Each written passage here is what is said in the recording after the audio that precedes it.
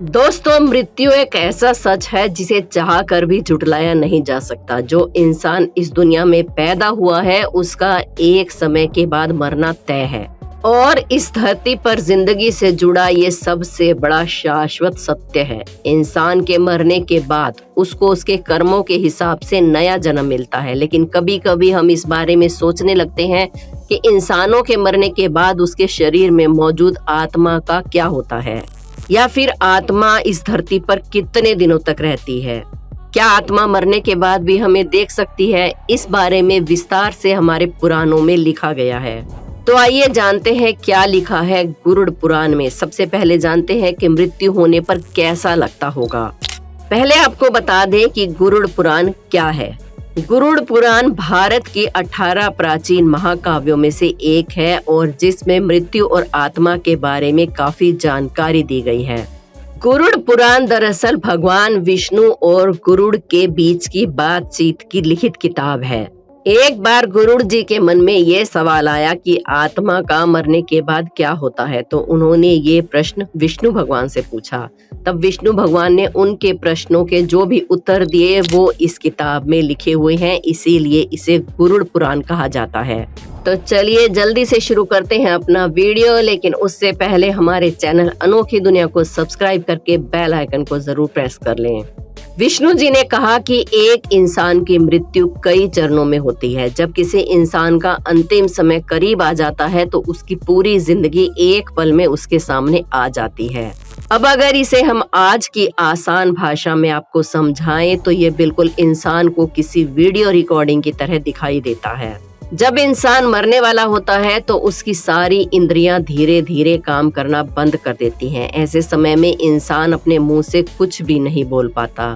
ऐसा कहा जाता है कि मरने वाले इंसान को यमलोक से 2 यमदूत लेने आते हैं, जो अपनी जिंदगी का अंतिम समय बिता रहे इंसान को कुछ दिन पहले से ही नजर आने लगते हैं।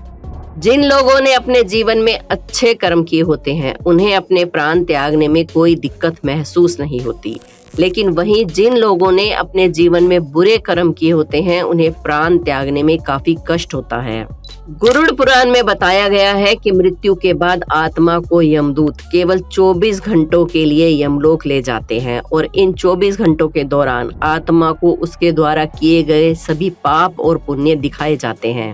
इसके बाद उस आत्मा को फिर वहीं छोड़ दिया जाता है जहां उसने अपने प्राणों को त्यागा था और अगले 13 दिन तक आत्मा वहीं रहती है। जब उस आत्मा के धरती पर 13 दिन बीत जाते हैं तो उसे वापस यमलोक ले जाया जाता है। ऐसा कहा जाता है कि कर्मों के हिसाब से एक आत्मा को 4 लोक में से एक जगह भेजा जाता है, जिसमें पहला है ब्रह्मलोक, दूसरा देवलोक, तीसरा है पितृलोक और चौथा है नरकलोक। सबसे पहले बात करें ब्रह्मलोक की तो उसमें वो पुण्य आत्मा पहुंचती है जिसने योग और तप करके मोक्ष प्राप्त किया है। दूसरा है देवलोक। यहाँ वो आत्मा पहुंचती है जिसे कुछ समय यहाँ रहने के बाद फिर से मनुष्य योनि में जन्म लेना होता है। पितृलोक में सिर्फ वो आत्मा पहुंचती है जो अपने पितरों के साथ समय बिताकर फिर से मानव जीवन में जन्म लेने वाली होती है। और नरकलोक में सिर्फ पापी या बुरी आत्माएं ही पहुंचती हैं। ये सभी आत्माएं यहाँ कुछ समय रहने के बाद अपने अपने कर्मों के हिसाब से अलग अलग योनि में जन्म लेती हैं।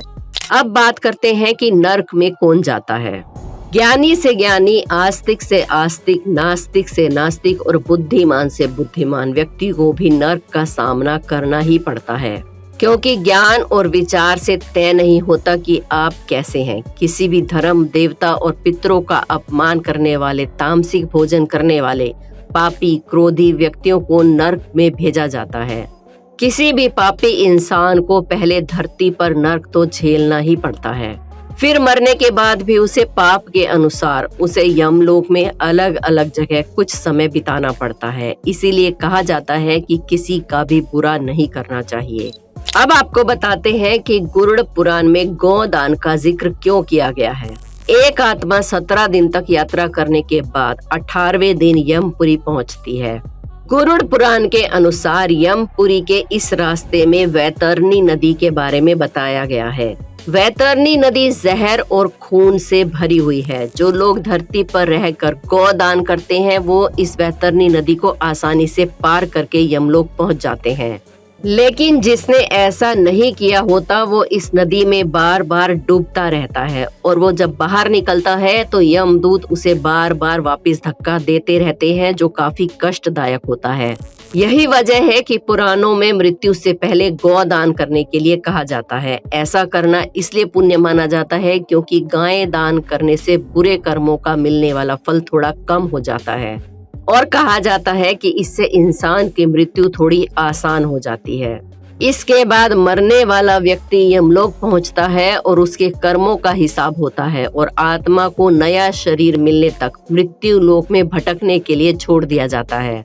जब किसी इंसान की मृत्यु होती है तो गरुड़ पुराण में बताए गए मंत्रों का उच्चारण किया जाता है। इस पुराण में बताया गया है कि मृत्यु कैसी भी हो, काली या अकाल, उसका प्रोसेस 6 महीने पहले ही शुरू हो जाता है और ऐसा भी कहा जाता है कि 6 महीने पहले होने वाली मृत्यु को टाला भी जा सकता है। लेकिन मृत्यु से सिर्फ 3 दिन पहले या तो देवता या फिर उस मनुष्य के खुद के पुण्य ही उस मृत्यु को टाल सकते हैं। पुराणों में ये भी लिखा है कि मौत का एहसास इंसान को 6 महीने पहले एक ना एक बार जरूर हो जाता है। हिंदू शास्त्रों के अनुसार जन्म मृत्यु एक ऐसा चक्र है जो अनवरत चलता रहता है। पुराणों का ज्ञान रखने वाले ज्ञानियों ने बताया कि ग्रंथों में काल और अकाल मृत्यु के बारे में बताया गया है। जब एक शरीर अपनी आयु पूरी कर लेता है और फिर उसकी मृत्यु होती है तो उसे काल मृत्यु कहा जाता है। वहीं अकाल मृत्यु का मतलब है कि किसी बीमारी, दुर्घटना, हत्या या फिर आत्महत्या से मर जाना। पुराणों की माने तो 84 लाख योनियों में भटकने के बाद हमें मनुष्य के रूप में जन्म मिलता है। वेदों में बताया गया है कि शरीर छोड़ने के बाद जिन लोगों ने तप और ध्यान किया था वो ब्रह्मलोक को जाते हैं। कुछ सत्कर्म करने वाले लोग स्वर्ग जाते हैं और पुण्य आत्मा ही देव बन जाती हैं। राक्षसी कर्म करने वाली कुछ आत्माएं प्रेत योनि में लंबे समय तक भटकती रहती हैं। यमपुरी पहुंचने के बाद आत्मा पुष्पोतक नाम की एक नदी के पास पहुंच जाती है जिसका जल साफ होता है और उसमें कमल के फूल खिले होते हैं। इस नदी के किनारे कई छायादार वृक्ष होते हैं जहां आत्मा आराम करती है और यहीं पर उसके पुत्र या परिजनों द्वारा किए गए पिंडदान और तर्पण का भोजन भी करने को उसे मिलता है, जिससे यमलोक में पहुंची उस आत्मा को तृप्ति मिलती है। जो लोग अपने माता पिता की सेवा सिर्फ पैसे के लालच में करते हैं या फिर पति पत्नी एक दूसरे के साथ सिर्फ पैसे के लालच में रहते हैं, गरुड़ पुराण के अनुसार उनकी आत्मा को गर्म लोहा करके उससे मारा जाता है। तो क्या दोस्तों, इसीलिए हमारे घर के बड़े बूढ़े हमें हमेशा अच्छे कर्म करने की सलाह देते हैं क्योंकि अच्छे कर्म करने वाले को मोक्ष प्राप्त होता है। आप इसके बारे में क्या सोचते हैं हमें कमेंट्स में जरूर बताएं। हमारे चैनल अनोखी दुनिया को सब्सक्राइब करके बेल आइकन को प्रेस कर लें। मिलते हैं एक और वीडियो में। धन्यवाद।